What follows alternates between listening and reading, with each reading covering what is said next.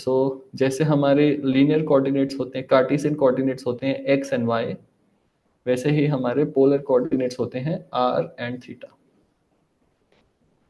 r is the radial distance, theta is the angle made by the x-axis and the point connecting the origin and the desired value. So अगर ये हमारा coordinate है a, x, y, तो x and y इसके Cartesian coordinates हैं and r and theta इसके polar coordinates हैं।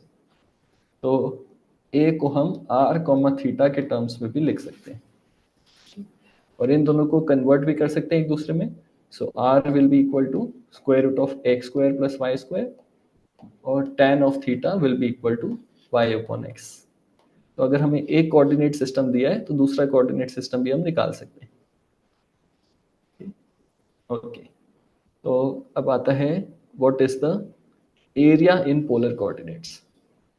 तो हमें एक कर्व दे रखी है r is equal to f theta. This is the curve r is equal to f theta. Okay, तो ये हमारा पोलर कोऑर्डिनेट में इक्वेशन है। तो for every theta there will be some value of r associated to it which will be given by this equation. अब हमें इस पूरे का एरिया निकालना है। तो इसके एरिया निकालने के लिए हम पहले d थीटा टर्म लेंगे, थीटा के ऊपर d थीटा वाला रीजन लेंगे और इस इन्फिनिटेसिमल का एरिया निकालेंगे और फिर थीटा को 0 से 2 पाई तक इंटीग्रेट करेंगे तो टोटल एरिया आ जाएगा। तो इस इन्फिनिटेसिमल का एरिया होगा area of the infinitesimal dA will be given by तो इसमें पहले हम हाइट लेंगे, बेस लेंगे, बेस इज जस्ट r और height will be r sin theta और r d थीटा। तो अगर मैं इसको जूम इन करूं, इसका area will be given by this base multiplied by altitude multiplied by half. ये हो जाएगा एरिया ऑफ दिस ट्राइंगल। अब ये वाला जो ऑल्टीट्यूड है that is r times d theta because theta is nothing but angle of arc upon radius. So arc हमें निकालना है और radius is given to be r, therefore arc will be equal to r d theta and this r d theta is the height of this triangle. तो हमारा area dA हो जाएगा r times r d theta divided by 2, so half base into height. Okay. तो अब इसको integrate कर देंगे from theta is equal to 0 to 2 pi, तो हमारा टोटल एरिया आ जाएगा। okay. तो एक एग्जांपल करते हैं। पहले तो आपको ये याद करना है area in polar coordinates is given by integral from a to b 1/2 r square d theta. तो a टू b इसलिए लिख रहे हैं क्योंकि अगर हमें पूरा सर्कल का इंटीग्रेशन नहीं करना, सिर्फ theta is equal to A से theta is equal to B तक का करना है, तो लिमिट्स हम सिर्फ ए और बी डालेंगे। ओके, तो ये फॉर्मूला आपको याद करना है। इसका एक एग्जांपल करते हैं। एग्जांपल है इसका, find the area enclosed by the curve r is equal to 4 plus 4 sine theta from theta is equal to 0 to theta is equal to 2 pi. तो पहले हम इसका ग्राफ बनाने की कोशिश करते हैं।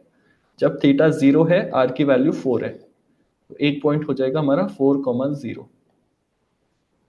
जब थीटा माइनस 180 डिग्री है तो r हमारा -4 है, दूसरा पॉइंट हो जाएगा -4,0।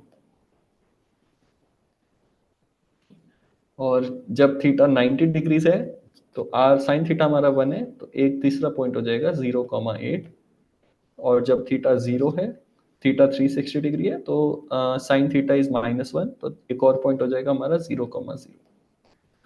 अब हर थीटा के लिए हम इसे प्लॉट करेंगे तो ये ग्राफ कुछ ऐसा आता है। पर आपको ये ग्राफ बनाने की जरूरत नहीं है, आपको बस सीधा फॉर्मूला अप्लाई कर देना है to find the area. So area will be given by integral from 0 to 2 pi 1/2 r square d theta. So 4 plus 4 sin theta whole square d theta. इतना समझ आ गया? ओके, अब इसमें एक साइन थीटा का इंटीग्रल आएगा और एक साइन स्क्वायर थीटा का इंटीग्रल आएगा। तो साइन थीटा का इंटीग्रल तो सिंपली माइनस कॉस थीटा हो जाएगा, आप निकाल लोगे। ये वाला इंटीग्रल निकालने के लिए you will use the formula that cos of 2 theta is equal to 1 minus 2 sin square theta. So this integral will become 1 minus cos 2 theta by 2 d theta. अब आप 1/2 का और cos 2 थीटा का इंटीग्रल निकाल सकते हो। तो साइन स्क्वायर वाले इंटीग्रल्स डायरेक्टली नहीं निकलते, उसमें डबल एंगल फॉर्मूला निकाल के उसको लीनियर बनाना होता है, फिर उसका इंटीग्रल निकलता है। ओके, तो आपको कोई भी फंक्शन दिया होगा r is equal to f theta, तो आप उसका एरिया निकाल सकते हो।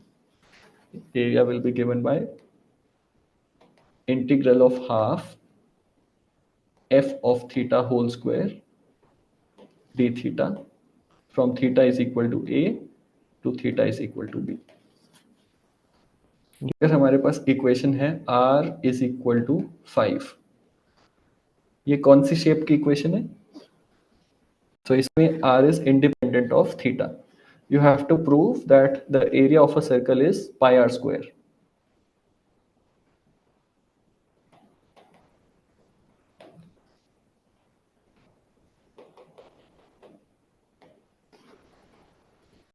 को हम करेंगे area is equal to integral from 0 to 2 pi half r square d theta.